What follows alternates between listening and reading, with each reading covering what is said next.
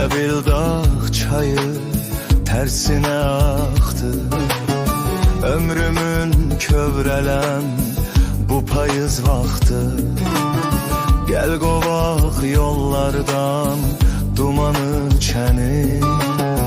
Sen məni bağışla, məndəki səni.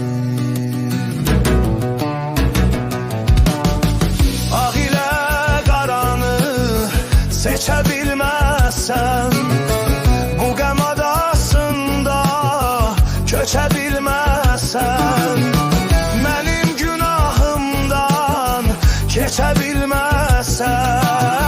Vaxtsız çoxalacaq saçımın dəni.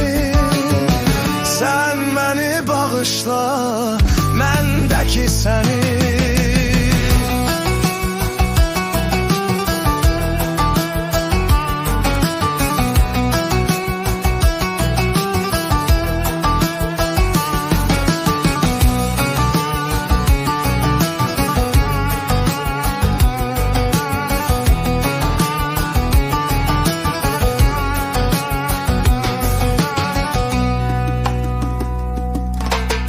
Artık olan olup keçen keçibdi.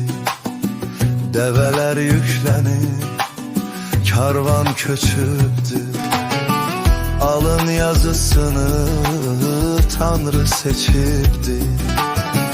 Qoyaq ortalığa yaşıl səməni. Sən məni bağışla, məndəki səni.